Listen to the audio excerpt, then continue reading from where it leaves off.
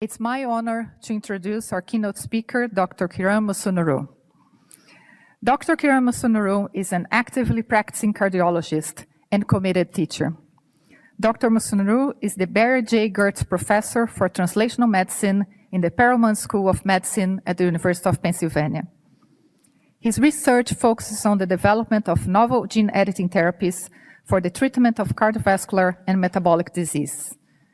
Dr. Musunuru is the recipient of a number of prestigious awards.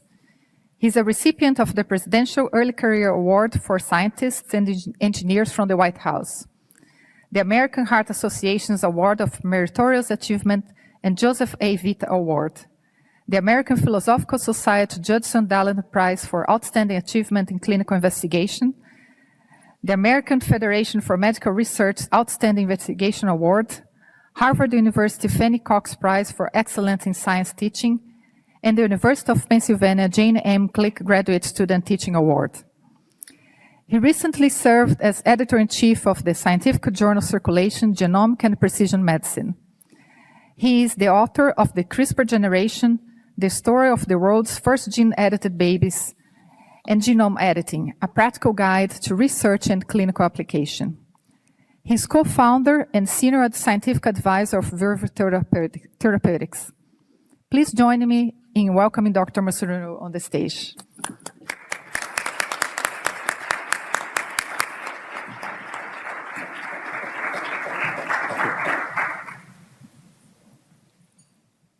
Okay, so thank you so much for the kind introduction. I confess I'm sort of a last-minute substitute, as it turns out, for the keynote speaker, but I will try my best to, despite the short notice, make this a worthwhile experience. I am going to talk about baby KJ. Can you imagine if I didn't? What a curveball that would be. That would be like, oh. But I'm going to give you some context, so we won't get to baby KJ until later in the presentation. By way of disclosure, I should note a lot of my relationships with a lot of companies with the word therapeutics in their names, particularly the fact, as you mentioned, that I'm a co-founder and advisor of Verve Therapeutics, and spent sabbatical time there a few years ago, and you'll see how that's relevant later in my talk. Okay, so let's start with a patient case. This is not KJ. But you'll see the similarity later. This is a kid who right after birth had concerning symptoms, poor feeding, increased sleepiness. He was transferred to the intensive care unit where he was found to have a sky-high level of ammonia in his blood, which is toxic to the brain and causes irreversible injury. He was transferred to our hospital where he had to undergo 48 hours of dialysis to clean the ammonia out of his blood. He was subsequently diagnosed with citrullinemia type 1, which is a type of urea cycle disorder. He was started on medication, special diet, to try to keep his ammonia levels under control, and he was finally able to go home at 20 days of age. But a couple of weeks later, he had to be readmitted to the hospital because of poor feeding and diarrhea, and once again, his blood ammonia level was very high. He was treated again and then discharged, but this kept happening again and again. He was readmitted to the hospital 6 more times over that first year, and with each episode, there was more and more injury to the brain. And it got to the point where he couldn't feed on his own. He had to have a feeding tube permanently placed into his stomach so he could get nutrition. So his family decided to pursue liver transplantation. He was placed on the transplant list at 8 months of age. It can only happen after he'd grown to a large enough size to safely receive a transplant. Fortunately, he was able to get a transplant at 13 months, but unfortunately, he had post-surgical complications, including a bile leak and episodes of acute liver rejection that required him to be on increased doses of immunosuppression. And although his blood ammonia levels were now normalized, he still required 4 additional hospitalizations. So now at about 6 years of age, he continues to require immunosuppression. He'll be on it for life. He suffers from global developmental delay due to the injury to his brain.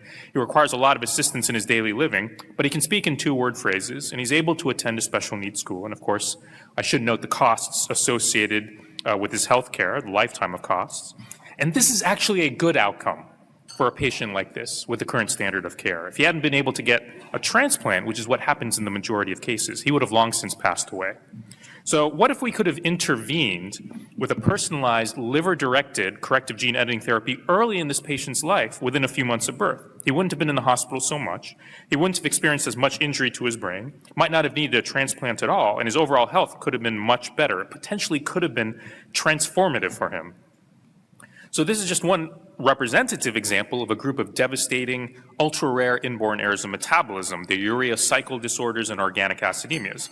They're centered in the liver, but the real harm happens to the brain. They're recessive diseases, caused by pathogenic variants in any of the enzymes in the pathways shown here. They all result in high blood levels of ammonia, and in some cases, other toxic metabolites. I've been working with Becca Ahrens at the Children's Hospital of Philadelphia, CHOP, who takes care of these patients, and Fyodor Urnov at the Innovative Genomics Institute at UC Berkeley to try to figure out how we can bring personalized gene editing treatments to these patients. And what I hope to do today is to convince you that there is a path to doing exactly that, not just for one patient, for many patients. So interestingly enough, this path started with the leading cause of death worldwide, this cardiovascular disease, heart attack and stroke. And I'm not just saying that because I'm a cardiologist. It kills 18 million people a year. The most effective strategy we have to treat and prevent cardiovascular disease is to reduce cholesterol levels in the blood. And one strategy to do that is to turn off cholesterol genes in the liver. And of course, one way to do that is CRISPR editing. Lipid nanoparticles, LNPs, can be formulated to contain an mRNA encoding a base editor protein, and also the guide RNA that specifies where the editor targets in the genome. The advantage of using a base editor is that it can make precise single nucleotide changes in the genome, changing exactly one letter out of 3 billion letters in order to either inactivate a gene or to correct a disease-causing variant in a gene. And when these LNPs are infused intravenously straight into the bloodstream, they get taken up efficiently by the hepatocytes, the editor gets expressed, and then the editing occurs. So in my time on sabbatical at Verve Therapeutics, we tested the LNP strategy out in non-human primates, targeting the cholesterol gene PCSK9 in the liver, with the goal of inactivating PCSK9. We found that within 1 week of treatment, the levels of LDL cholesterol, the so-called bad cholesterol that drives heart disease, fell by 60%, which persisted for more than 8 months, as shown here. The reduction was entirely stable. Of note, we used the adenine base editor ABE 8.8, which you'll see again later in this talk. Verve has similar data out to almost 3 years, and there's every reason to think that the effects will be lifelong. Now, imagine if we could do that for human beings. Well, we don't have to imagine it because Verve has done exactly that. They've gotten clinical trials underway with patients with severe heart disease. The patient who's received the highest dose of the treatment so far had around a 60% reduction of LDL cholesterol, and that reduction has been entirely stable for more than 2 years so far, as shown here. So it worked. Lots more work to be done for sure, but it worked. Precise editing of a gene, in this case with base editing, in the bodies of human beings for the first time. We now know for sure that it works, and that has big implications that go far beyond cardiovascular disease, as you're about to see. So let's now turn to the use of base editing to directly correct the pathogenic variants that cause rare genetic disorders.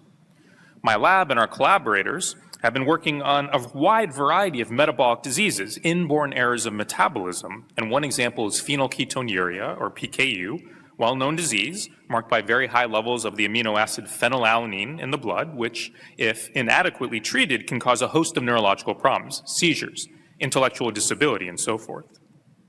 Here are the 6 most frequent pathogenic variants in the PAH gene that appear in PKU patients. PAH is predominantly expressed in the liver, so that's where we need to target.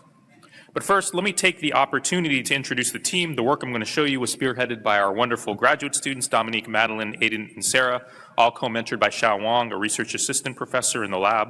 Our wonderful collaborators at CHOP, Becca Ahrens, who I already mentioned, our resident expert on metabolic diseases, Mohamed Gabriel Alame, whose expertise is mRNA and LNPs, and Bill Peranto, a fetal surgeon who specializes in genetic interventions.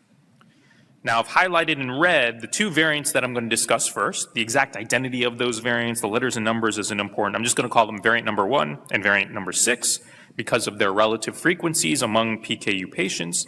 It is important to note that being C to T variants, they're both amenable to correction by adenine base editing, A to G editing, on the antisense strand of the PAH gene. And we actually started studies with variant 6 because it looked like it was going to be easier to work with, but I'm going to show you similar data for both variant 6 and variant 1. We used prime editing to knock in variant 6 or variant 1 into human HUH7 hepatoma cells, which are a proxy for human hepatocytes. You see the variants indicated by the red arrows. I should know that it typically takes several months to get clean clonal homozygous cell lines, and often you end up not being able to generate the cell lines at all. But in this case, we were fortunate. We got both cell lines, and with these lines, we screened the editing activity of different adenine base editors in combination with different guide RNAs targeting the respective variants, and identified the combinations with the best on-target corrective editing efficiency, that's what's indicated in gray, while minimizing unwanted bystander editing, that's editing of nearby adenine bases besides the one we want to correct, resulting in new non-synonymous variants in the gene. That's indicated in red. So in general, we want more gray and less red. And you see here the results for variant 6. The winning combination is indicated by the red arrow. It has the adenine base editor ABE 8.8, the same one we used at Verve, as you might remember. Now here are the results with variant 1. Again, the red arrow points to the winner with the most gray and the least red. The winner here used a very similar adenine base editor called SPRY ABE 8.8. The only difference is that its PAM preference, its specificity has been relaxed so it can accommodate a broader selection of potential guide RNAs. And you're going to see us use that editor again and again. We made humanized PKU mice with either variant 6 or variant 1. These mice have the variant knocked into the endogenous PAH gene locus along with small flanking sequences that match the human PAH gene rather than the mouse gene, so that it matches human-specific guide RNAs. And we can test drug candidates ultimately intended for use in human patients. Now, I should note that making and breeding up these mice took more than a year, as you might expect. We could immediately tell that our humanized mice have PKU because they're smaller in size, and they have hypopigmentation due to impaired melanin synthesis that occurs in PKU. And hopefully you can appreciate the lighter coat color of the PKU mice on the left compared to the control littermates on the right. Now, these humanized mice have elevated blood phenylalanine or Phe levels, just as we see in PKU patients, as you can see here with the orange and green points towards the left sides of the graphs. The control mice in the purple at the bottom of each graph all have normal levels. When we administered LNPs with the winning combinations of adenine base editors and guide RNAs to the mice indicated in orange, we found that by 48 hours, the Phe levels had entirely normalized. Just 48 hours to correct a lifelong genetic condition. And although I'm not showing the data here, we've observed that the effect lasts for the lifetimes of the treated mice, well over 2 years. When we assessed whole liver corrective editing, there was a higher level of correction with variant 6 than with the variant 1, 40% versus 26%, but both did the job of fully rescuing the disease. We have found that the therapeutic editing threshold is only about 5 to 10%. That amount of editing is enough to reduce blood Phe levels. So in both of these cases, we were well above that threshold. Now, remember that the in vivo editing for variant 6 was greater than the editing for variant 1. That will be important later. So here again, a little bit of glitchiness in the formatting, that's okay. Here again are the most frequent pathogenic variants in PKU, but now the top 26 variants. I've shown you that we've solved 2 of the variants, the ones in red with adenine base editing. If you look closely, you'll see that all the variants in gray are also potentially amenable to adenine base editing. The variants in light blue are not. We would need different types of editors to correct those, such as cytosine base editing or prime editors. But in any case, we don't want to spend a year and a half working on each of these variants individually, as we did with variant 1 and variant 6. We really need to speed up the workflow, ideally down to months and eventually perhaps weeks. So here's how we're going about doing it. We need hepatocytes with each variant to screen candidate base editors for corrective editing, but it's not practical to do one variant at a time. So we're actively establishing a pipeline to perform rapid screening of multiple variants in the same cells. The idea is to take genomic snippets, 100 base pairs each, surrounding each variant, and then synthesize them collinearly into a single sequence, which we then clone into a lentiviral vector and infect hepatocytes, which integrates the variant sequences as a set, as a unit, into the genomes of the cells. The variants aren't in the endogenous gene loci, granted. But that's okay, because our goal here is to determine relative editing efficiencies among different candidates, not absolute editing numbers. Now, key to this approach is the incorporation of well-validated variants as positive controls, as reference standards. So the first thing we did was to use this approach to insert 20 PKU variants as a set into HoH7 hepatocytes. As you saw, we already have editing solutions for variants 1 and 6 that work well in vivo in mice. So they are our controls, our standards. If we can find editing solutions for the other variants that work as well, if not better than our controls in these very same cells, then we can be pretty confident that they're going to work well in vivo. We could potentially skip doing any animal experiments and go straight to the clinic. So here's an example of our use of this approach to rapidly screen for base editing solutions for PKU variant number 2. Again, the absolute corrective editing numbers aren't important. The corrective editing for our base editing solutions for variants 1 and 6 serve as the controls, as the standards, shown by the dotted lines. And you can see that variant 6 performs better than variant 1, and that's quite consistent with the editing efficiencies we saw in vivo in mice, 40% versus 26% whole liver editing, as you recall. So there's this nice in vitro in vivo correlation. Now, any editor and guide RNA combination that can reach those dotted lines would be predicted to work well in vivo. We tested a variety of base editing solutions for variant number 2, and as before, we want more gray, the desired corrective editing only, and less red, which is bystander editing. There are 2 combinations that work almost as well as variant number 6, and it just so happens they both use the editor Spry ABE 8.8, the same exact editor that worked the best for variant number 1. Now, this slide is a summary of only several weeks of work using our lentivirus transduced cells, screening for solutions for a large number of variants. Using mRNA for Spry ABE 8.8, that same editor, in combination with synthetic guide RNAs, we identified 5 additional variants that have solutions with this particular editor that work better than variant 1, and in a couple of cases about as well as variant 6. So we can be confident that these same solutions with this mRNA would work well in vivo. We could take the same basic LNP drug with the same mRNA and just switch the guide RNA to treat patients with a bunch of different PKU variants. Now, of course, there are several variants here where Spry ABE 8.8 did not give a good solution, and so we would need to identify other editors that could solve those. Now, here again is a list of the top PKU variants. We were able to figure out how to correct all the variants in red, 7 in total, with essentially the same adenine base editor. Only real difference here is the guide RNA. In other words, we can treat patients with any of these variants simply by taking the same LNP drug with the same base editor and changing just one small part of the guide RNA. It effectively is the same drug, just tweaked a bit to personalize it for the variant and the patient being treated. So now there's the interesting question of whether we can go to a regulatory agency like the FDA and propose that they should let us do a single clinical trial, an umbrella clinical trial that enrolls PKU patients with any of the variants in red using slightly different versions of the same LNP drug. And we're going to be asking the FDA that very question. In fact, we have a pre-IND meeting with them next month to discuss this.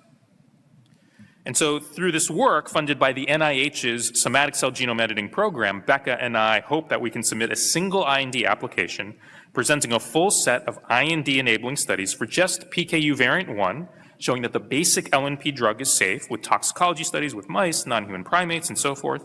For the other variants, we'd simply submit cellular data showing that the editor and guide RNA correct the variant and don't have any concerning off-target editing, that is, unwanted editing of genes other than the PAH gene that causes PKU.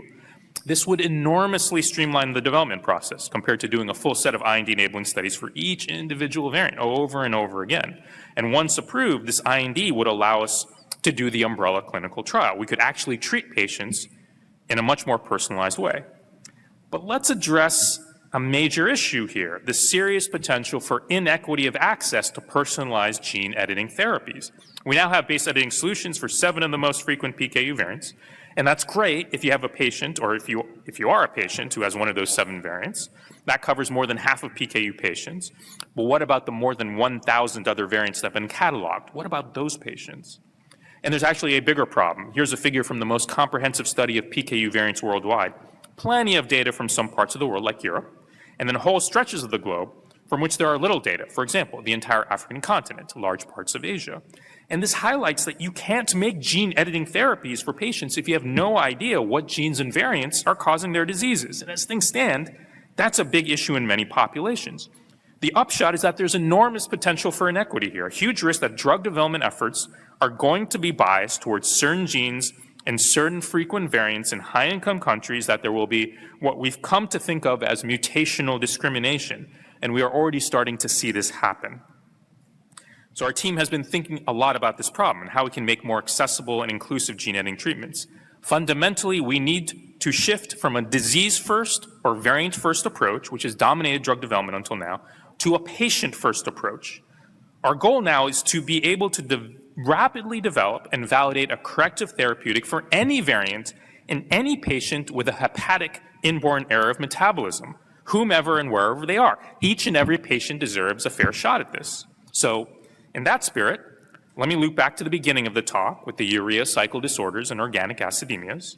We should be able to treat these diseases just as readily as we can treat PKU by doing corrective editing in the liver. Here's a list of neonatal onset urea cycle disorders and organic acidemias, along with the genes that can cause these diseases. We use representative variants in these genes as examples with which to develop a workflow, asking how quickly we could come up with optimized editing solutions for these variants, and then test them both in vitro and in vivo.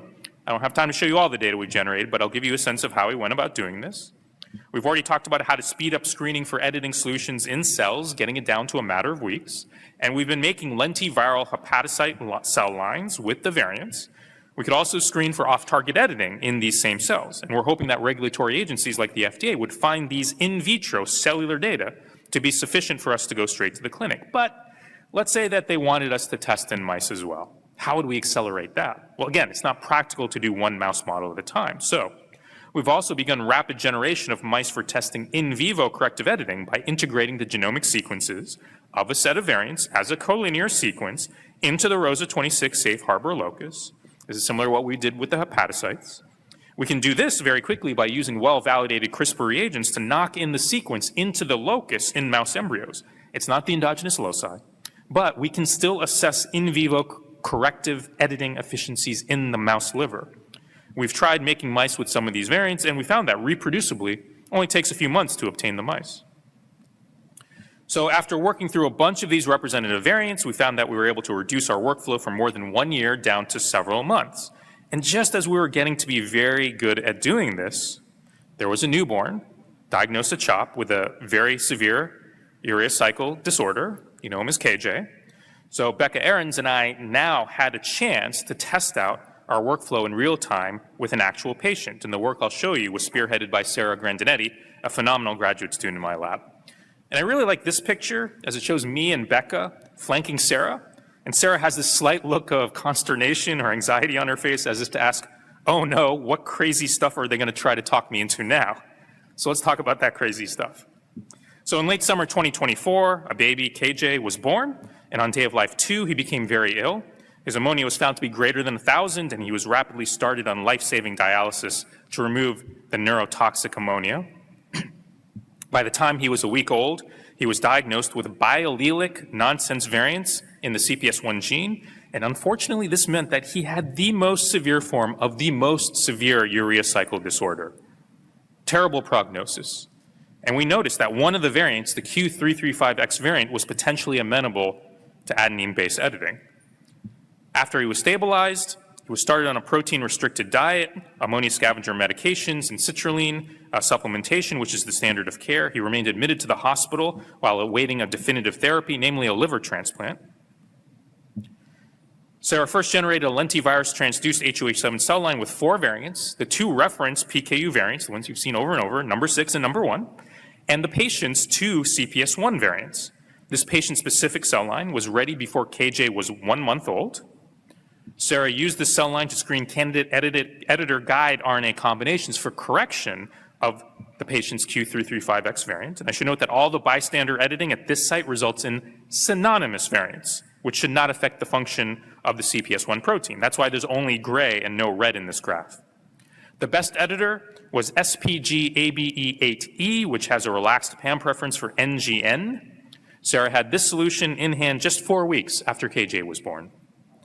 Now, we did think it would be worth spending a little bit of extra time optimizing further. We reached out to Ben Kleinstiver at Mass General Brigham to see whether he had any novel editors that would better match the extended NGCC PAM for our winning guide RNA. He sent us 3 candidates, and they all looked pretty good, surpassing the previous winner, as well as the PKU variant number 6 reference control. On the advice of David Liu at the Broad Institute, Sarah then installed the V106W variant into the deaminase domains of the editing proteins to reduce off-target editing and potential toxicity. Sarah had a clear winner, highlighted with the red box. We refer to this editor as NGC-ABE8E V106W. Sarah had this done by 6 weeks after the patient's birth.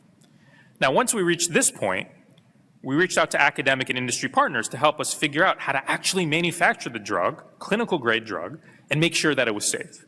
And we were amazed that everyone we asked for help said yes without any hesitation. Everyone went above and beyond to make this happen. And I should especially highlight that Integrated DNA Technologies, IDT, manufactured the guide RNA drug substance, Aldevron manufactured the messenger RNA drug substance, and Acuitas Therapeutics contributed their LNP technology, working closely with Aldevron, to formulate the LNP drug product. IDT and Aldevron are subsidiaries of Danaher Corporation, which provided oversight of the entire manufacturing process under the leadership of Sadiq Qasim.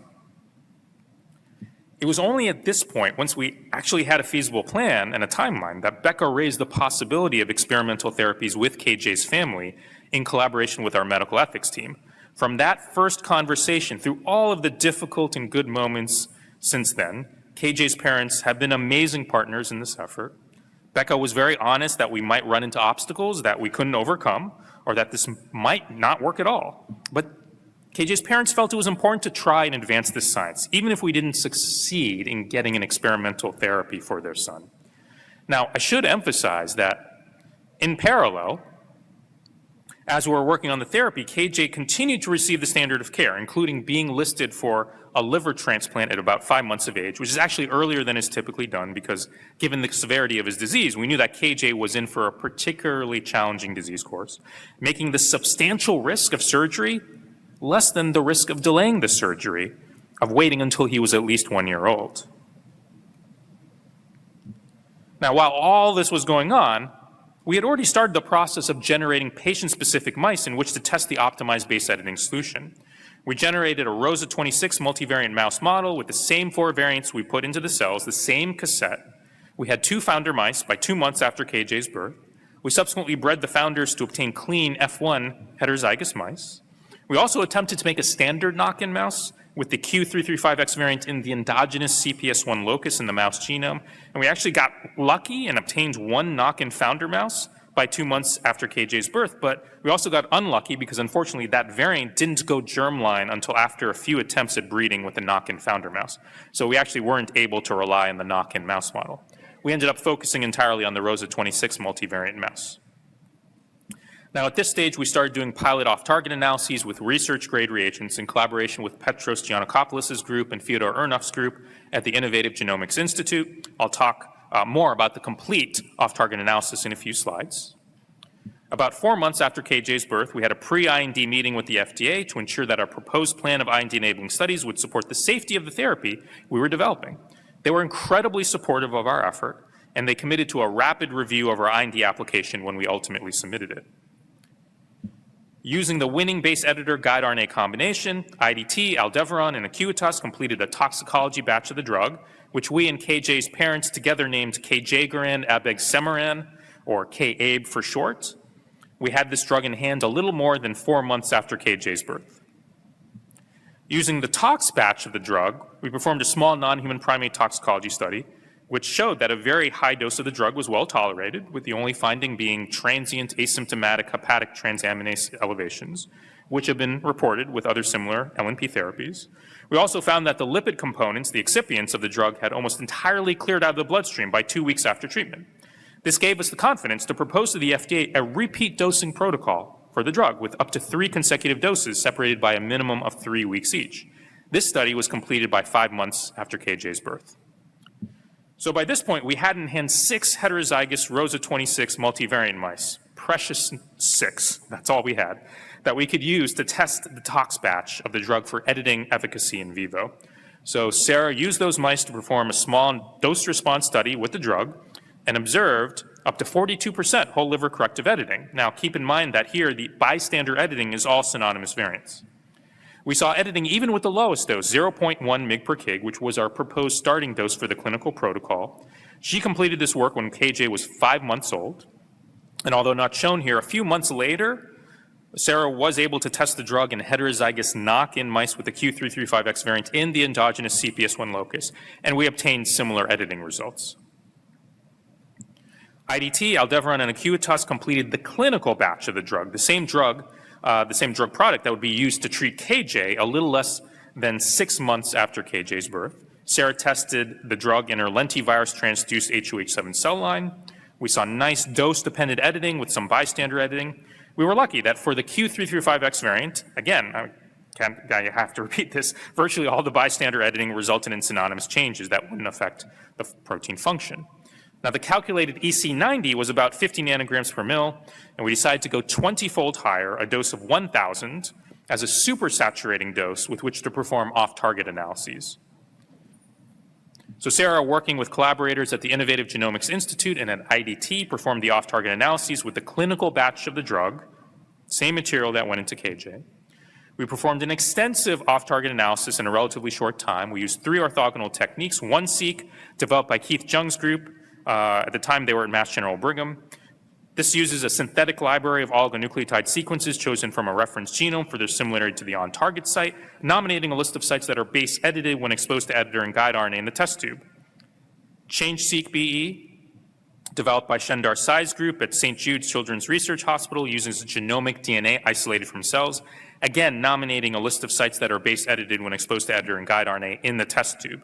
Our collaborators at the Innovative Genomics Institute performed Change-seq-BE for us.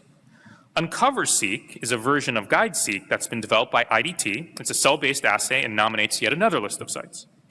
Now, because we were focused on one very specific patient, KJ, we realized that we had a great opportunity to do an unprecedented patient-specific off-target analysis. So for one-seq, we were able to use KJ's own genome as the reference genome, since he had undergone whole genome sequencing as part of his genetic testing when he was born. For Change-seq-BE, we tried to obtain enough genomic DNA from KJ, swabbing his cheek for a long time to get DNA, but we weren't able to get enough DNA.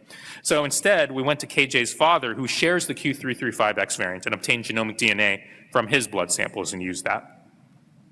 Now, after we had performed the 3 techniques, we integrated the 3 lists of nominated sites and selected the highest priority sites, those that were top ranked and that were located in gene exons. We used individual targeted amplicon sequencing to interrogate these candidate sites in our lentivirus transduced HUH7 cells, as well as primary human hepatocytes from 3 infant donors matched by age and sex as much as possible, using cells that were either treated with a supersaturating amount of LNPs or were untreated. And we observed the expected corrective editing of the lentiviral Q335X variant in the HUH7 cells, obviously not present in the primary human hepatocytes. But we also observed low-level bystander editing at the wild-type on-target endogenous CPS1 site in all of the cells, which makes sense because the guide RNA has only one mismatch to the wild-type site. We observed only minimal off-target editing in HUH7 cells only in a deep intronic site in the ATP7B gene, which encodes a copper transporter, and was not felt to present oncogenic risk.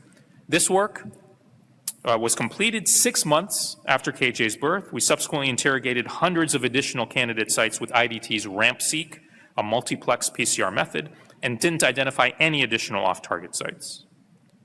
And finally, 6.5 months after KJ was born, we submitted our single-patient expanded access IND application to the FDA. The FDA approved the application in exactly 1 week, which is what we requested, and KJ received his first dose shortly before he turned 7 months old. He received a second dose 3 weeks later. He then received a third and final dose 5.5 weeks after the second dose. So, in terms of the study design, this was a single-patient dose escalation plan given as part of clinical care, not technically a clinical trial. This is the standard for single-patient expanded access INDs. We wanted to start with a very low initial dose to ensure safety. No kid of this age had ever received an LNP drug like this. We received permission to give up to 3 ascending doses, each at least 21 days apart, and all doses were to be given within 120 days, as that was the limit of our stability testing. We also started him on immunosuppression because we were worried that given his biallelic nonsense variants, he probably had no prior exposure to full-length CPS1 protein, naturally. And thus, if the editing worked, we were worried he might mount an immune response to what to him would be a new protein. Finally, and very importantly, we had a multidisciplinary clinical oversight committee that after each dose would evaluate if a subsequent dose should be offered based on the safety of the previous dose, the perceived benefit to date, and if there was still unmet clinical need. As the study unfolded, based on the recommendations of the clinical oversight committee, we dosed 3 times, starting with a very low dose of 0.1 mg per kg, followed by a second dose of 0.3 mg per kg, and then finally a third dose of 0.45 mg per kg. The doses were well tolerated, with clinical findings that included a brief coughing episode right after receiving dose 2 and then right after receiving dose 3. After each initial episode, he had no issues. He did have low-grade fever, transient rash in the evening after receiving dose 3, but that resolved by the next day. and he had mild, transient, asymptomatic, dose-dependent increases in ALT with no other liver function abnormalities, really quite mild. Of note, in the post-dosing period, he did have a few viral illnesses, shown in gray, that were sometimes associated with even bigger transient liver enzyme abnormalities, which actually commonly occurs in infants. Now, with the critical caveat that this is an N of 1 clinical care study, I apologize for the fuzziness of the figure. I think that's a PowerPoint glitch. But hopefully you can see what's going on. But if not, I'm going to tell you. We did see some early hints of benefit after dosing. Prior to dose 1, after an initial so-called infantile honeymoon period up to about 100 days, often see that in urea cycle disorder patients, he required a very protein-restricted diet and high doses of medications. Yet he still experienced episodes of elevated ammonia levels and difficulty gaining weight. After the first dose, we were able to safely increase his protein to the recommended level for a baby his age without increasing his glutamine or ammonia levels. But when we tried to wean his nitrogen scavenger, we started to notice increases in his biomarkers. After the second dose, we were able to cut his nitrogen scavenger in half. He also tolerated a couple of viral illnesses, again shown in gray, without experiencing ammonia elevations. And this is notable because viral illnesses are a common trigger for decompensations, for hyperammonemic crises in these patients. He really seemed to be protected in a way that he hadn't been prior to treatment. Given that he still required a nitrogen scavenger medication, a third dose was given. It's still early. We need more time to fully evaluate the effects of this dose. But throughout all of this, one very promising sign is that he has grown substantially, jumping from about the 9th percentile for weight before the first dose to almost the 40th percentile shortly after the third dose. So, in summary, repeat dosing of K-ABE was well tolerated with no serious adverse events, but longer follow-up is needed. It's important to note that we did not perform a liver biopsy to assess for corrective editing in the liver because our clinical oversight committee and our IRB felt that the potential risks greatly outweighed any potential clinical benefit. It's not enough to just say we want to go and look-see because we're very curious about what happened with the editing. That's not good enough here, unfortunately, for us as scientists, but exactly correct in the clinical context. It's still early and much more follow-up is needed. I can't emphasize that enough. It's very likely that KJ will require ongoing medical treatment for his urea cycle disorder, but the early signs suggest that we may have made his incredibly severe urea cycle disorder into a milder form of disease. He went home with his family for the first time in his life just last week, and he's doing great. Now, this is an N of 1 study. We'll never have all the definitive answers that we want. However, we felt it was really important to share not only these results, but also the process we took to reach this point and some key lessons learned. For example, it is possible to develop a personalized gene editing therapy in 6 months, and I think we can get it shorter. Repeat doses of an LNP base editing therapy can be safely given to an infant.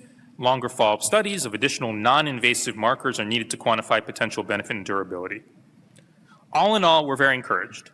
We're happy to collaborate with others, and we tried in our manuscript in the New England Journal of Medicine to detail all the elements of our IND-enabling work so others can follow it. I very much hope that we and others can build on this to treat additional patients, ideally in a formal platform trial setting so we can move from N of 1 observations to robust results in a population of multiple critically ill babies with no good medical options. So, how can we build that platform? Well, let's go back to the example of PKU. Recall that we're going to be asking the FDA for approval to do an umbrella clinical trial with several PKU variants. If we get that approval, the next step will be to work out a mechanism where we can efficiently add new PKU variants to that umbrella. If we have patients with new PKU-causing variants that we think we can correct with adenine base editing, we would quickly generate cellular data to document that, and then we would submit amendments to the IND, a process that we hope would only take a few weeks. And as amendments are approved, we can immediately manufacture the personalized therapies and treat the patients. And in the process, we fill out this umbrella. Now, here I'm showing you again a repeat experiment with the PKU variants for which we have good solutions with the SPRY ABE 8.8 mRNA. It's very similar data to what I showed you earlier. But I want to ask the question now of what it would take to extend this platform to diseases other than PKU. The nice thing about CRISPR gene editing is that it's agnostic to disease. It targets at the DNA level. It doesn't distinguish or discriminate among disease genes. It goes wherever you point it with a guide RNA. And when you're focused on the molecular root causes of these diseases with gene editing, the boundaries between diseases become quite fuzzy. So recently, Becca and I were asked by a colleague in Saudi Arabia if we could take a look at 2 recurrent variants causing a urea cycle disorder called, I'm going to mess this up, argininosuccinic aciduria. You'd think I'd know that, but I'm an adult cardiologist. What do I know about these diseases? Also known as ASL deficiency, so I'm just going to call it that. These variants are unique to local populations in Saudi Arabia. These variants are not present in any other populations in the world, as far as we know. They're founder variants. Our colleague wanted to know whether we could correct these two variants with base editing. So we made a lentiviral transduced HUH7 cell line that has these two variants along with all the PKU variants you see here, and then we assessed whether there were any guide RNAs in combination with the spry ABE8.8 mRNA, same mRNA, that were able to correct these two variants, and the answer is yes. In fact, we have solutions that work as well as our best positive control, PKU variant number 6. So I'm very confident that these solutions will work well in vivo, in the liver, where the editing would need to occur, which means that they would work well if we were to deploy them in patients with these variants, using the same exact LNP drug we would use for PKU, but just tweaking the guide RNA to personalize for these patients with ASL deficiency. So, in principle, without much work, we've now extended the PKU platform to a second disease, a urea cycle disorder. So going forward, what we need to do is work with regulatory agencies like the FDA and establish that once we've done a full set of IND-enabling studies with the basic LNP drug for one variant for one of these diseases, one of these genes, we can rapidly add new variants for that gene, either by including them in the original IND or with simple protocol amendments supported by cellular studies only. And then we would argue that since all these diseases are closely related, have similar clinical endpoints, we should be able to add variants for any of the genes for any of the other diseases. It's basically the same drug, with the only difference being the guide RNA. It's the same target organ, the liver. We think of this as a master protocol for an umbrella of umbrella clinical trials. And eventually this master protocol would be approved by the FDA for broad clinical use. And then whenever a patient is born with one of these conditions, we find out the genetic variants, then within weeks, literally weeks, we can design and manufacture the drug for the patient. And then we can immediately give that drug to the patient. And hopefully we're able to make a huge difference in their life. That's our vision. Let's see if we can make that a reality over the next few years. There are so many people who have contributed to this work, too many to go through verbally, but I especially want to highlight the team at the FDA, at CBER, who are wonderful collaborators in making sure we had the appropriate balance of rigor, flexibility, and speed in developing the therapy for KJ. I also really want to highlight PJ Brooks, Tim Lavote, and Chris Boshoff, the program officers who oversee the NIH's somatic cell genome editing program, without which we wouldn't have been able to do any of this work. And most importantly, thank you to KJ and his incredible parents who have inspired us and have been amazing partners in the effort. Thank you very much for your attention.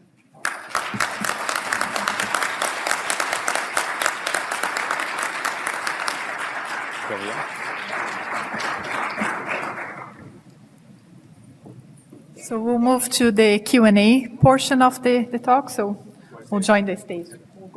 Well, thank you so much, Dr. Musunuru. This was really remarkable and impressive. All the work that was done, the speed, the collaboration, and really shows that things are possible.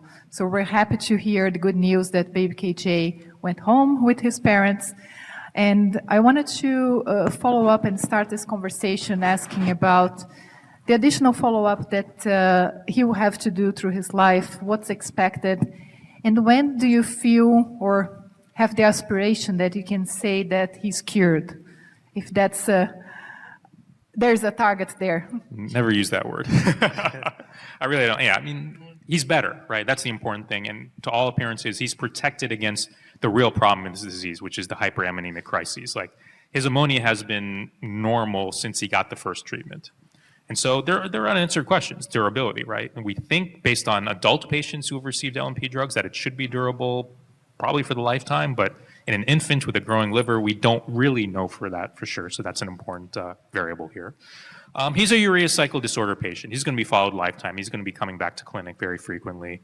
In terms of the research protocol, there's a minimum of 15 years of follow-up required by the FDA for any genetic therapy of this type. And so that's going to be integrated with his clinical care. And we'll see. And, you know, hopefully he does well, hopefully he's stable, and maybe he'll continue to require some daily medications, but we'll have turned his disease into something that was utterly devastating, that has a 50% mortality early in life, that would have required a liver transplant, that carries a lot of risks, and then lifelong immunosuppression, and then risk of infection, and risk of rejection, and risk of cancer. Hopefully we've been able to avoid all that. So even if he's not cured, if you want to use that word, he's much, much better off than what he would have been, I think, if we had not given him the treatment. And we'll see what the future holds. And, it's my hope, and now I'm going way out on a limb here, but, 5, 10, 20, 25, I don't know, years from now, maybe this becomes so routine that if his disease does recur, if that's the right way to think about this, there's nothing to stop him from getting an LNP therapy down the road, right? And he has that second variant we haven't even touched, right? So in theory, it would have to be prime editing since it's not a variant that's amenable to base editing. But, I'm fully confident that, in the fullness of time, we'll be able to handle those just as readily as we can other variants right now. And so I feel optimistic about his future, one way or the other. That's excellent. Just one housekeeping item. The virtual questions line is open now for the virtual audience. If you have any questions for Dr. Musunuru, and I know we already have a line, but I also want to sneak in a question really quick before you. So obviously, amazing achievement. We've all been extremely proud. We talked about this, how the whole gene editing field needed a win, and you've delivered it on that front. Your idea of scaling up, going from an N equals 1 to N equals 800, that's what this team is all about, right? And you showed us a very good example of how you anticipate an umbrella trial working.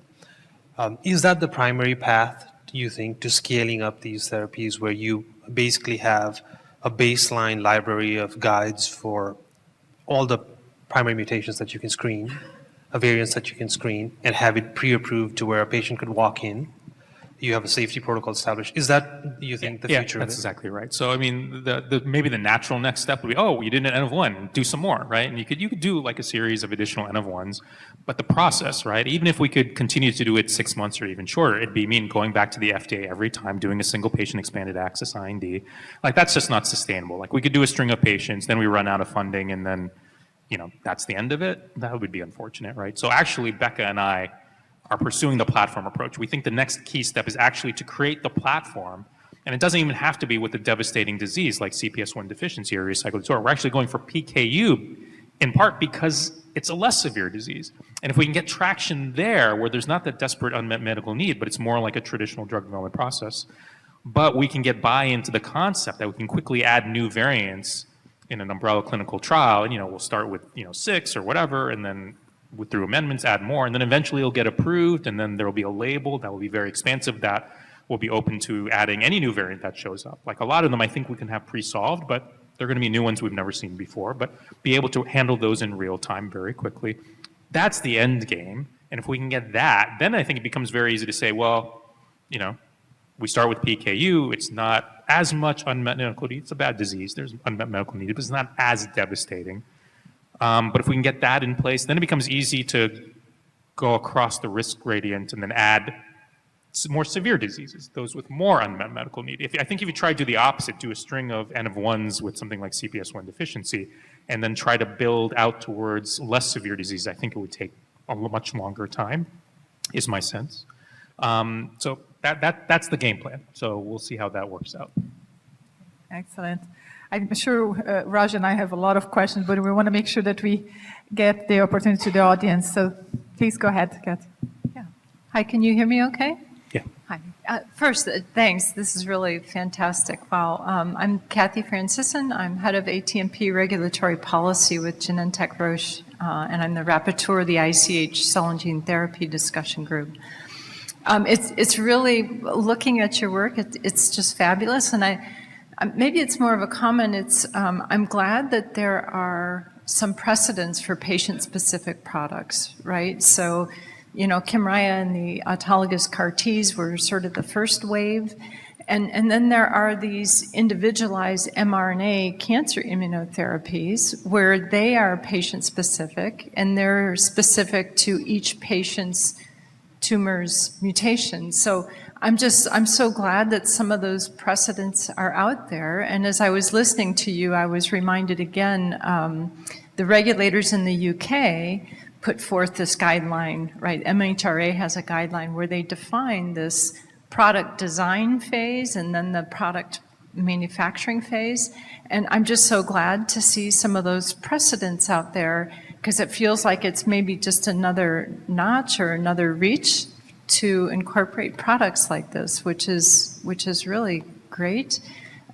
even to see your PKU patients under umbrella trials. You have the precedent of these cancer trials that have been run as like basket trials with different tumor types. So it's fantastic to see things moving along like this. And I imagine you have all that in mind and what can be all under actually the same product, and then what can be actually what you're calling a platform. I don't know if you wanted to. No, I absolutely take your point. And there's another interesting precedent, even though it's small molecules, and that's Vertex Pharmaceuticals Trikafta for cystic fibrosis. If you read the label, this is the approved drug, right? Mm-hmm. What it says is that, I'm paraphrasing, but this drug is indicated for patients with cystic fibrosis caused by the Delta 508 variant, the most frequent variant, and any variant that has been demonstrated by clinical data or in vitro in cells, right? In vitro to be responsive to Trikafta, right? And so there is a process, even though the drug is approved and has a label, there is a process by which additional variants can be added over time. And the last batch of variants, about 30 variants, was added just this past December. Now I think there are more than 100 variants that are formally included under that label, and it's adaptive. It can be updated over time. And so we see a precedent in that the drug label for, say, a PKU therapy could be, this is a treatment that's indicated for patients with phenylketonuria caused by a variant that is amenable to base editing by this base editor and is adaptive in the same way. You can add new variants in real time.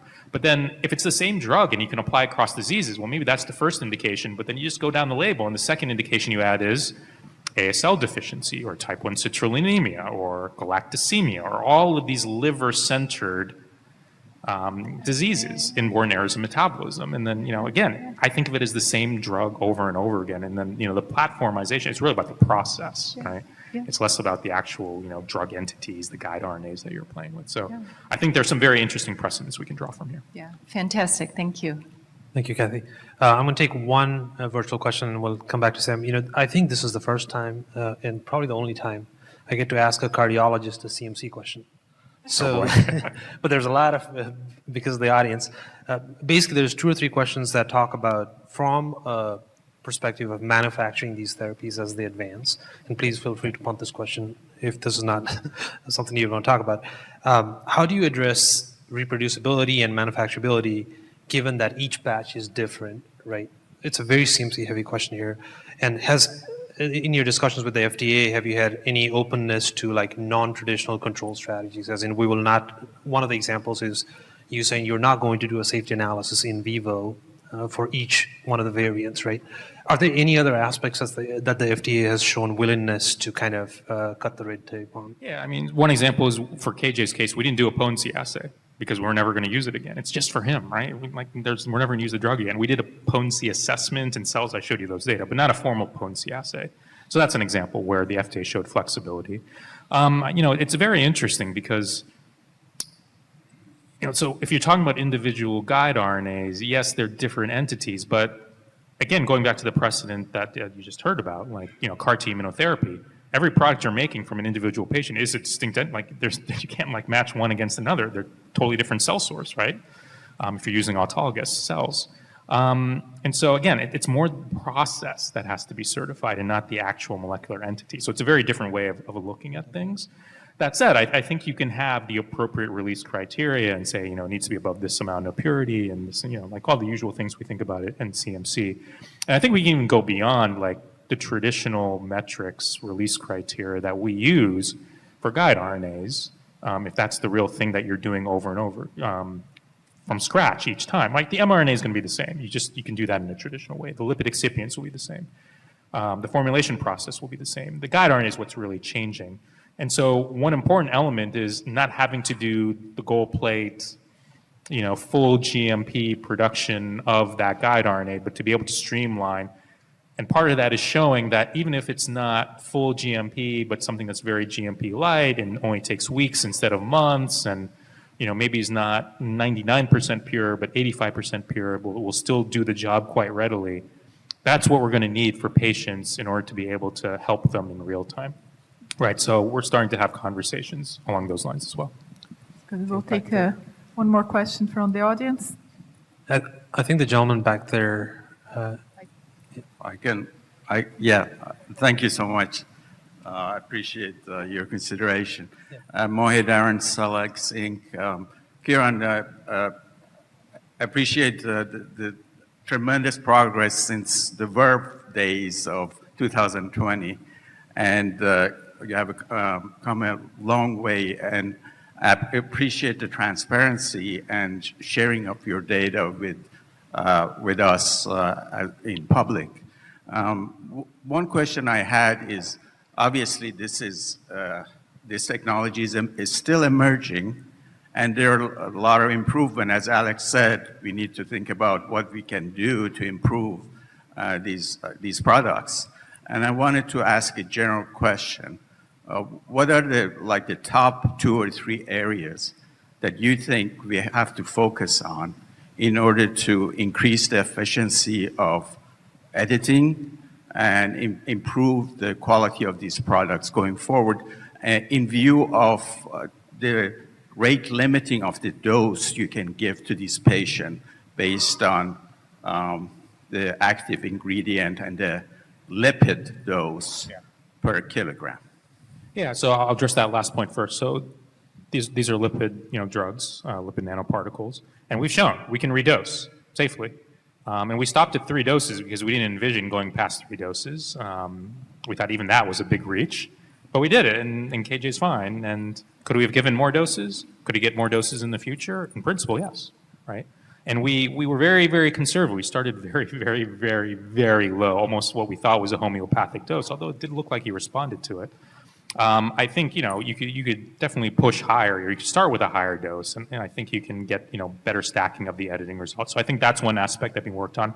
We should probably start to pivot away from thinking these as, and I'm as guilty as anyone is describing them this way, as one and done drugs. Like you give it once and then you never think about it again. It's probably more like you're giving it a few times, dosing to effect, right? You don't want to overshoot if you don't have to, because, then there's a safety margin you got to consider. If you undershoot, that's okay, because then you could, adaptively dose as needed to get the desired therapeutic effect.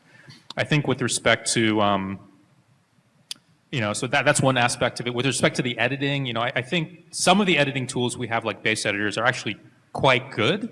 But there are certain variants, and I pointed them out as I talked about them, that are not amenable to adenine base editing. So you need a cytosine base editor, which don't work quite as well as adenine base editors at this point. So there's some work to do there. Those that are not amenable to base editing but are more complicated because they're transversion variants or they're insertions or deletions, you're going to have to use prime editing, and that's still very much a work in progress. That's going to have to be iterated and improved. But I think, again, we'll get there. So they're going to be technological advances, right? When did CRISPR first come on the scene as a gene editor? 2013, and it's only 2025. And we're now treating a variety of diseases, putting aside just even KJ, just, so many diseases that are now starting to be treated with in vivo gene editing therapies or ex vivo gene editing therapies. 12 years, come on, right? Like, I can't even imagine where we're going to be 12 years from now. So it's going to happen, right? It's just going to get better and better. And then I haven't even mentioned like the next wave of technologies, which are still very embryonic, but gene insertion technologies where you can put in pieces of genes or full genes, in directed sites, right? There are maybe half a dozen technologies that look promising in cells, and 1 or 2 of them, I'm sure, will eventually, maybe more, will get to the clinic in due course. So it's just the beginning, but that should not stop us from trying to do things like making drugs for KJ, right? I mean, if you were going to rest on, the need to continue to iterate in the lab before going to the clinic, I mean, where would we be with CAR T immunotherapy, right? Like, clearly we're iterating and improving CAR T on a continuing basis, but you still needed to get that first product out, approved, and help as many patients as you can, as early as you can. I feel strongly about that. Thank you. To piggyback on a point you just made, for people who've been in the gene editing field for a long time, like, I consider myself a part of the field, where do you see, from an outside perspective, of somebody who's only been thinking about this from an application into a therapeutic perspective, 12 years in, like you said, maybe 13, a little more than a decade, do you think we are where you expected us to be? Do you think we are further ahead of your expectations, or do you think we're behind? I think we're ahead. I don't know, it's hard to forecast, right? So back in, I didn't really talk about it because it feels like ancient history now, but back when CRISPR first came on scene, it was actually my lab that put it into an animal for the first time and showed you could achieve efficient editing. Of course, being a cardiologist, it was PCSK9. And this was 2014 when we published it, and it got some attention, right? Wow, you could use gene editing in an actual animal and like reduce their cholesterol levels. And you could already see like what was going to come in the future. And one of the reporters asked me, when do you think this will get into patients? I was like, I don't know. Like, at that point, I knew nothing about drug development. I don't know much now, but I know a little more than I did then. I knew zero then, so at least I'm, some number divided by zero is infinity. So I'm infinitely more experienced now than I was, back in 2014. But, I just threw out a number that seemed credible. I said 10 years, because it seemed like far enough away that like I wouldn't be accountable for it, but close enough that it seemed like, okay, it's not that far away. It's right around the corner. Maybe it'll help patients like, like myself or just like people we know. And it turned out to be not too far off the mark. It actually turned out to be an overestimate. So, 2014 is when we demonstrated in mice for the first time, and then the first dosing of a patient in Verve's Heart-1 study was in July of 2022. So 8 years. Less than 10% precision. That is a great assay if you ask people in the audience. Yeah. Now, it's something like KJ, like, forget it. Like, I would not have envisioned that 10 years ago. And honestly, like, I was hoping we'd eventually be able to do it when, even a year ago, like I was hoping we were working toward this. We're hoping we get there, but it'll probably be a few years before we're actually ready. And then I still am wrapping my head around it. We actually did it. It's like, okay, wow. Didn't expect that. So who knows, right? We'll take one more question from the audience. It's immensely interesting to hear the baby KJ story from you directly after reading it in New York Times. So I'm Yun Kunz from Prime Medicine. I have two questions. The first one, maybe we can follow up on your comment about the repeat dosing. So can you comment more on repeat dosing in adult patients? Do you think immunogenicity may play a role in its effectiveness? I'll say the second question real quick so you can answer together. So for clinical protocol for baby KJ, you must have a long-term monitoring, right? Do you have a plan to take a liver biopsy, when he's much older? Let's stop there. Yeah. So the first question is about redosing in adults. So there are patients who get LNP drugs very, very frequently, every few weeks. Patisiran from Alnylam, right? It's not a gene editing drug, it's an siRNA, but they get it every few weeks, an IV infusion, and they've been getting it for years. And it's been fine, right? So now you can say, well, it's a little bit different because the gene editors are protein and so forth, but there have been adults who've been redosed at least once in Telio, and they've been fine, and they went from a lower dose to a higher dose. But everything we know from non-human primate studies where they've gotten repeat dosing multiple times, and now a few patients, suggests that there is no long-term liability. Like the burst of expression of the CASSS protein, whether it's a base editor or a nuclease or whatnot, it doesn't seem to incur cytotoxic T lymphocyte response. It's just not there long enough to really sustain it.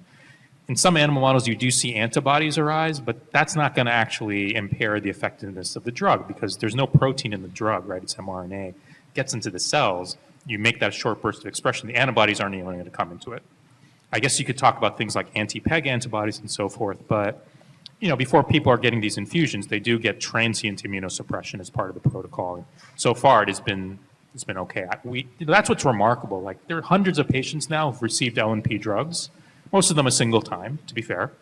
But we actually have not seen any truly serious adverse events that are drug-related with any of the patients. Yeah, a transient, asymptomatic, unusually high transaminitis. You detect it because you look for it. There was a recent report of one in one of Intellia's trials. It resolves on its own. It's not really a serious issue. It's not like a major event. And so it's actually, as a class of drugs, it's actually looking relatively clean, which is encouraging. Your other question, what was the other question? About the liver biopsy. Liver biopsy. So there really needs to be a clinical need, right? We can't do it just out of scientific curiosity. So, fingers crossed, he'll never actually have a clinical need. His liver will always be fine. He'll never get, liver failure or cirrhosis or a liver tumor, that would ordinarily be the clinical indication for a liver biopsy.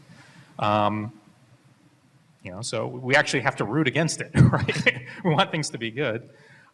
We are exploring non-invasive ways of getting at that information, looking at cell-free DNA and looking for evidence of editing, or, mRNA from exosomes, mass spec. We didn't have a chance to do this while he was in the hospital because poor kid was getting enough done to him while he was in the hospital, just getting his ammonia checked and this and that. But maybe in the fullness of time, we can do those sorts of non-invasive things and get an assessment of how much editing we actually were able to achieve. We'll take one last question from the audience. Thanks, Alex. Thank you, Dr. Musunuru, for a wonderful talk. I'm Bruce Thompson with Kincell Bio. I'm a big fan of the collision of different industries or different skill sets and expertises, and I think you have a really unique approach as a cardiologist in this space. When we think about the rise of CAR-T specifically, I think about the risk-benefit ratio, right? Had we started CAR-T and an indication that probably didn't have that same risk-benefit ratio, it may not have ever taken off. So thinking about cardiology, where you have a very different risk-benefit profile, I'm wondering if you can speak a little bit about sort of that world, and as we move from rare diseases, as we move from oncological indications to autoimmunity, to different indications for our cell and gene therapies, how do you view that risk-benefit ratio as a clinician? Yeah, so I'll speak a little bit to the Verve experience, acknowledging that I'm not a spokesperson for Verve in any way. I'm an advisor, but I speak in my own, as an independent citizen, as in academia, right? So take my words with a grain of salt. But the Verve experience was very much about starting with the highest risk patients with respect to cardiovascular disease. So there was the most to gain and the least to lose. So it was patients with active cardiovascular disease, who have familial hypercholesterolemia, who have a very, very high risk of having a deleterious event in the near future. Those are the patients in whom Verve chose to start their clinical trials. And it seemed like regulatory agencies were on board with that. They really wanted to see it tested, not in healthy patients, but in these sickest patients. Now, there's some liabilities of doing that. Not in a clinical sense, but liability is that, there's regulatory risk in the sense that bad things will happen to very sick patients, right? And one of the patients got the treatment and then, a couple months later had sudden cardiac death, which almost certainly had nothing whatsoever to do with the treatment. It was just a patient with very bad ischemic cardiomyopathy without an ICD, most likely. Guess what happens? This is what happens to my patients. Like, sudden cardiac death is, it is the reason that this is the leading cause of death worldwide.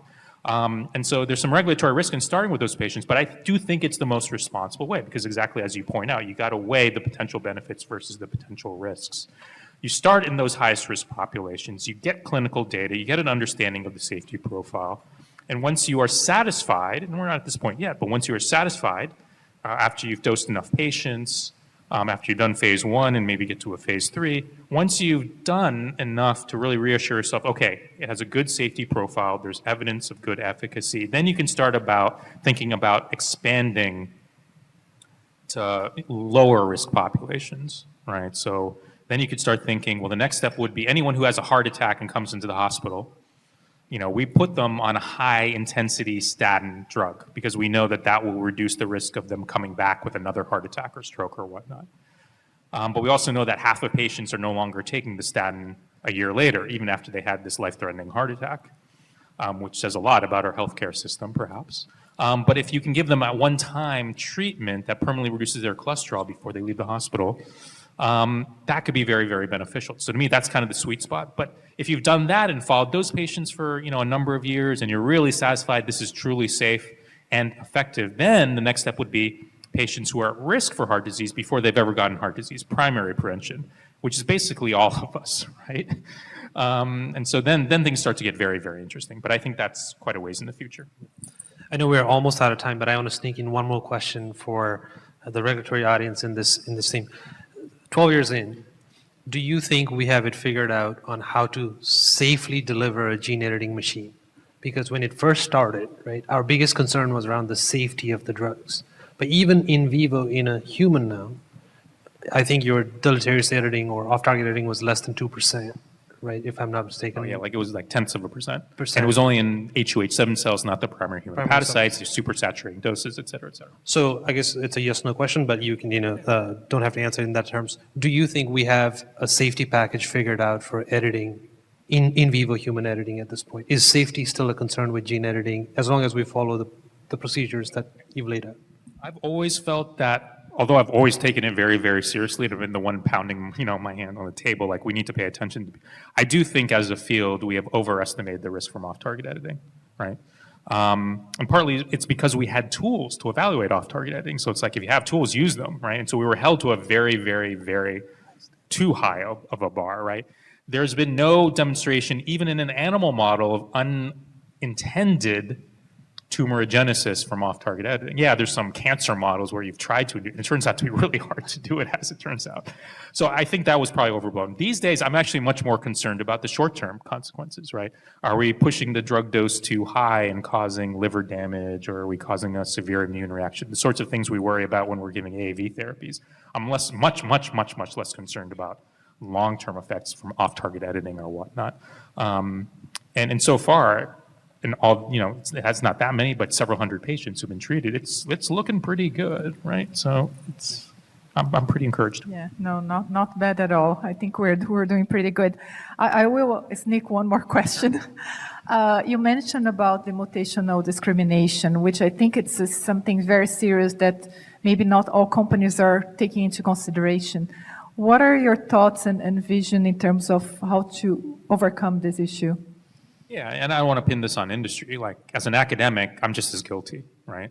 So yeah, in industry, actually, it's more understandable, right? Like, it's a commercial enterprise. You need to have a return on investment. So you're going to go after what, in the current model of drug development, it makes sense. You have a large total addressable market. So it's almost axiomatic that you're going to go after common diseases, or among the rare diseases, those that are more common, highly recurrent variants, and so forth.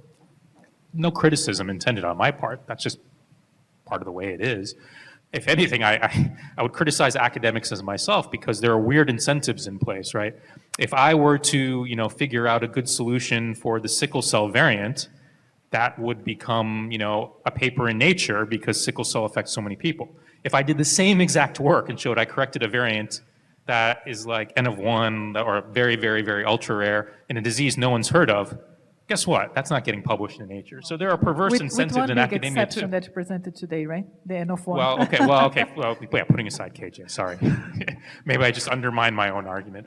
But I do think that there are incentives in academia as well. They're publishing incentives. You want something that gets more attention because it's better known, or as as a physician, like, I want to help as many patients as possible. For the same amount of work, if I can help more patients, then sure, I'm going to go after the more recurrent variants. Like, all of this is natural. Like, all of this is human nature. All of it is understandable, expected, predictable. But it's going to leave many, many, many patients underserved or not served at all, right? And so my clarion call, such as it is we need to pay attention to that. And we need to focus on changing the system to make it much more permissive and open to the idea that we need to be able to treat each patient who comes into the emergency room or is transferred to the hospital or whatnot in their own terms, whatever variant they have. We need to have a system where we can productively tackle it, get a drug made for them quickly, and get reimbursed for it. Unless we can do that, this discrimination, I know that's a strong word, but I'm trying to make a strong point here, is going to persist indefinitely. Well, thank you so much, Dr. Musunuru. This was very enlightening. I'm sure the audience really enjoyed. We have questions that have been unanswered, but unfortunately we have to close. We're happy that you're going to be back in the gene editing panel for this additional discussion. So again, please, everyone, congratulate and thank for your presence here.